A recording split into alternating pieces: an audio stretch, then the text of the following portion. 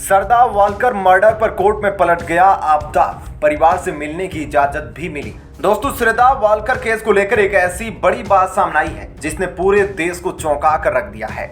जी हां दोस्तों, सरदा वालकर हत्याकांड के आरोपित आफताब को दिल्ली पुलिस ने मंगलवार 22 नवंबर 2022 को अदालत में पेश किया। ऐसा लग रहा है जैसे वो एक पेशेवर अपराधी की तरह जांचकर्ताओं को गुमराह कर रहा हो। तो क्या कहा आफताब ने कोर्ट में, वो सब आपको बताते हैं। उससे पहले आप कमेंट बॉक्स में जस्टिस फॉर सरदा जरूर लिखें। दरअसल अदालत में आफताब ने कहा कि यह घटना आवेश में आकर हो गई और उसे याद भी नहीं आ रहा है कि क्या क्या हुआ था, जबकि पुलिस के सामने उसने कबूला था कि वो एक सप्ताह पहले से ही सरदा की हत्या की साजिश रच रहा था। आफताब को वीडियो कॉन्फ्रेंसिंग के जरिए मंगलवार 22 नवंबर 2022 को साकेत कोर्ट में पेश किया गया। इस दौरान आफताब ने कोर्ट के सामने कहा कि उसने जो भी किया वह आवेश में आकर किया। यह भी दावा किया गया कि वह जांच में पुलिस की पूरी मदद कर रहा है। हालांकि उसने इस घटना के संबंध में कहा कि वो सब कुछ भूल गया है और याद करने की कोशिश कर रहा है। अपनी प्रेमिका सरदा की हत्या कर उसके शव के 35 टुकड़े करने वाले आफताब की पुलिस रिमांड भी 4 दिनों के लिए बढ़ा दी गई है। आफताब के वकील के मुताबिक अदालत ने इस बयान को अपने रिकॉर्ड पर नहीं लिया है, जिसमें उसने गुस्से में घटना हो जाने की बात कही है। अदालत ने आफताब को उसके परिवार से मिलने की इजाजत भी दे दी है। इसके लिए उसने कोर्ट से निवेदन किया था। रिपोर्ट के मुताबिक पॉलीग्राफी टेस्ट के लिए आफताब ने सहमति भी दे दी है। दिल्ली पुलिस ने आफताब का पॉलीग्राफिक टेस्ट कराने के लिए फोरेंसिक साइंस लेबोरेटरी FSL से संपर्क किया है। इसकी तैयारी चल रही है। ANI के ट्वीट के मुताबिक आफताब का मंगलवार 22 नवंबर 2022 को पॉलीग्राफिक टेस्ट हो सकता है। जानकारी के मुताबिक पुलिस अब एक बार फिर इस मामले में उन जंगलों में सर्च ऑपरेशन चलाएगी जहां आफताब ने शव के टुकड़ों को फेंका था। पुलिस सूत्रों की माने तो आफताब लगातार जांच को भटकाने की कोशिश कर रहा है। वह लगातार अपने बयान में बदल रहा है। वह कई बार सरदा के शव के टुकड़े, हथियार और सरदा के मोबाइल को लेकर अपने बयान बदल चुका है। वहीं मंगलवार को दिल्ली हाईकोर्ट में उस याचिका पर सुनवाई हुई है जिसमें इस विभत्स हत्याकांड की जांच CBI से कराने की मांग की गई थी। CBI जांच की मांग से संबंधित याचिका सोमवार 21 नवंबर 2022 को दायर की गई थी। ऐसे में आपका क्या कहना है, जरूर बताइएगा। सरदा मर्डर केस में रोजाना नए खुलासे हो रहे हैं। पुलिस की टीम भी लगातार पूछताछ कर रही है। मामले में ऐसी जानकारियां निकलकर सामने आ रही है जो पुलिस के साथ साथ आम जनता को भी हैरान कर रही है। नया खुलासा आफताब अमीन पूनावाला के नशे की लत को लेकर है। जी न्यूज की एक रिपोर्ट के मुताबिक आफताब नशे का आदी है। उसने कथित तौर पर गांजे के नशे में ही सरदा वालकर की गला दबाकर हत्या कर दी थी। यह भी बताया गया है कि जब वह निर्ममता से सरदा के शव के 35 टुकड़े कर रहा था तब भी वह नशा कर रहा था। इतना ही नहीं, मां की मौत के बाद बतौर नॉमिनी सरदा को जो पैसा मिला था वह भी उसने हड़प लिया था। रिपोर्ट के मुताबिक वह सरदा से पैसे भी उधार लेता रहता था। दिन रात सरदा के साथ झगड़ा करने के बावजूद वह उधार के पैसे वापस नहीं करता था। आफताब अमूमन ड्रग्स के लिए पैसे उधार लेता था। रिपोर्ट में सूत्रों के हवाले से बताया गया है कि आफताब के संबंध ऐसे लोगों से थे जो नशे के आदी थे।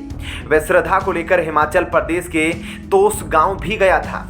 बताया गया है कि तोसगांव ड्रग्स वितरण का बड़ा अड्डा बन चुका है। पुलिस इसी कड़ी को खंगालने की कोशिश कर रही है। आफताब के चैट से यह भी खुलासा हुआ है कि उसके साथ कॉल सेंटर में काम करने वाले कुछ लोग ड्रग्स लेते थे। रिपोर्ट्स के मुताबिक वह भले ही सरदा के साथ लिव इन में रहता था, लेकिन उसके कई संबंध अन्य लड़कियों से भी थे। पुलिस को शक है कि वह लड़कियों को प्यार के जाल में फंसाकर उनसे ड्रग्स की तस्करी करवाना चाहता था। संभवतः वह सरदा को भी ड्रग्स पेडलर बनाना चाहता था। एक अन्य रिपोर्ट के अनुसार आफताब हत्या के बाद दिल्ली से मुंबई गया था और वहां से कुरियर कंपनी के जरिए अपना सामान दिल्ली भेजा था। दिल्ली पुलिस की एक जांच टीम ने रविवार को मुंबई से इस संबंध में एक कुरियर कंपनी के मालिक गोविंद यादव से पूछताछ की। इसी कुरियर कंपनी ने सरदा और आफताब का कुछ घरेलू सामान मुंबई से दिल्ली पहुंचाया था। पूछताछ में कंपनी के मालिक ने कहा कि आफताब ने इस साल जून में उसकी कंपनी के माध्यम से दिल्ली के एक पते पर सामान पहुंचाया था। सामान में घरेलू चीजें, फ्रिज, बर्तन और कपड़े शामिल थे। आफताब ने इसके लिए बकायदा 20,000 रुपए भी चुकाए थे। दूसरी ओर दिल्ली पुलिस इस केस के सिलसिले में लगातार अपना काम कर रही है। इसी क्रम में दिल्ली पुलिस की टीम मुंबई के उस 5 स्टार होटल स्टाफ से पूछताछ करेगी जहां आफताब ट्रेनी सेफ के तौर पर काम करता था।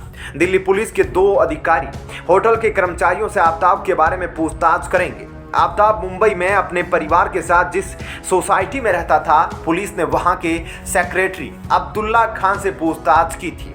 ऐसे में आपका इस खबर पर क्या कहना है, जरूर बताइएगा। श्रद्धा वॉकर की हत्या के आरोपित आफताब पूनावाला को लेकर बड़ा खुलासा हुआ है।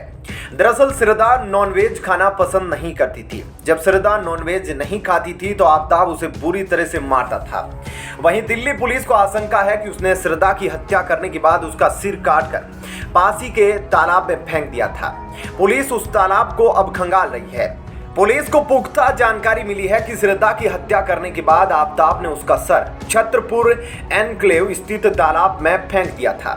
पुलिस उस सिर को खोजने के लिए अब उस तालाब को खाली कराने की योजना बना रही है। इसके लिए आस पड़ोस के लोगों की भी मदद ले रही है। पुलिस को जानकारी मिली है कि जब आफताब और श्रद्धा हिमाचल दौरे पर गए थे तो वहां आफताब को बद्री नाम का एक शख्स भी मिला था।